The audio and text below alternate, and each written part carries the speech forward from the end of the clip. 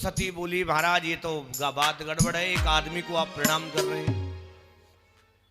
समझाया, नहीं मानी सती। भगवान शंकर बोले अब कितना समझाऊं इसको, तो ऐसा कर तू कि तो किन जाए परीक्षा ले हूं। सती जाओ जा करके परीक्षा ले लो। बड़ी सुंदर बात बता रहा हूं, ध्यान दे करके सुने, प्रसंग को समझते चले जाएं। अब मैया सती चली गई परीक्षा लेने के लिए, सामने राम जी जा रहे थे। अब राम जी के आगे आगे सीता का वेश बना लिया और आगे आगे चलने लगी।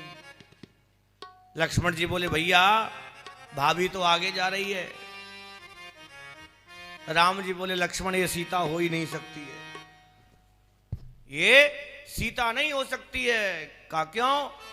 अरे सीता जो है राम के चरण चिन्हों को बचा करके राम के पीछे चलती है। देखो जब राम जी चल रहे हैं ना, तो राम जी के चरण छप रहे हैं, उन चरणों को बचा करके सीता जी चल रही हैं, और उन दोनों के चरणों को बचा करके लक्ष्मण जी चल रहे हैं। ये रामचरितमानस है। सीता जी आगे आगे चल रही हैं।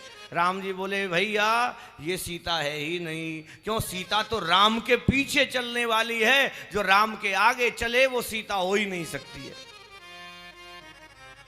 और से सती को तो लगा मैं तो सीता बन करके चल रही हूं। अब राम जी ने अपनी लीला दिखाई। जहां सीता चल रही थी, सती जी चल रही थी, वहां पीछे से आवाज लगाई। देखिए बड़ी सुंदर बात, ये चौपाई क्या कहती है कि कहीं बहोरी कहां वृष के तू, और विपिन अकेल फिरई के हेतु। अरे सती, भगवान शंकर का नाम नहीं लिया राम जी ने, कहा कहीं बहोरी कहां वृष के तू।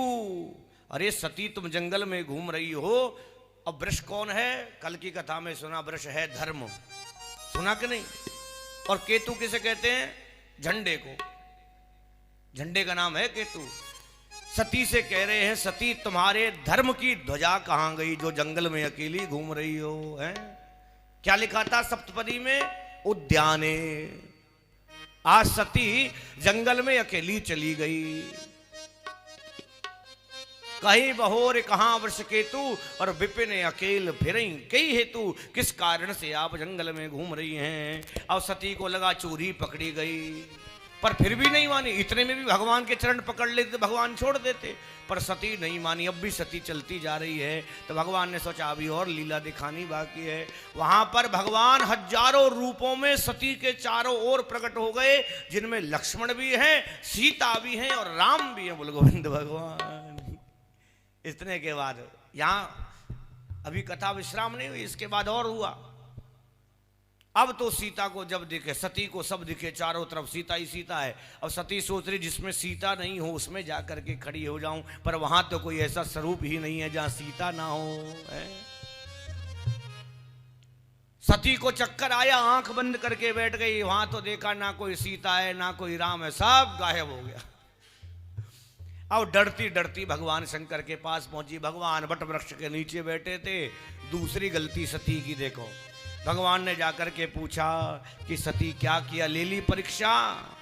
सती ने झूठ बोल दिया कि कछु ना परीक्षा लीन गोसाई, कछु ना परीक्षा लीन गोसाई, करही प्रणाम तुम्हारे नाई। करहु प्रणाम अब तब देखे शंकर धरि ध्याना, तब देखे शंकर धरि ध्याना, सती जो कीन चरित सब जाना, सती जो कीन चरित सब जाना। तब देखे शंकर धरि ध्याना, सती जो कीन चरित सब जाना। अब भगवान सब जान गए। अब सती के लिए भगवान को वैराग्य हो गया। यही तन सती भेंट मोहि नाई, अरे मेरी माँ का स्वरूप बना लिया है, अब इस शरीर से मैं सती को जीवन में स्वीकार नहीं करूंगा। कैलाश पर पहुंचे भगवान, अपने आसन पर बैठे। सती आई, बैठना चाहती थी, भगवान ने कहा नहीं। सन्मुख शंकर आसन दीना, भगवान ने वाम भाग बैठाया। ये नहीं, ये पीड़ा सती के हृदय में चल रही थी। आज अवसर आ गया उस पीड़ा का निवारण करने का। आज चौथी जो गलती करी वो क्या, भगवान की बिना आज्ञा के अपने घर चली गई और देह का परित्याग कर देती। बोले सती महारानी की।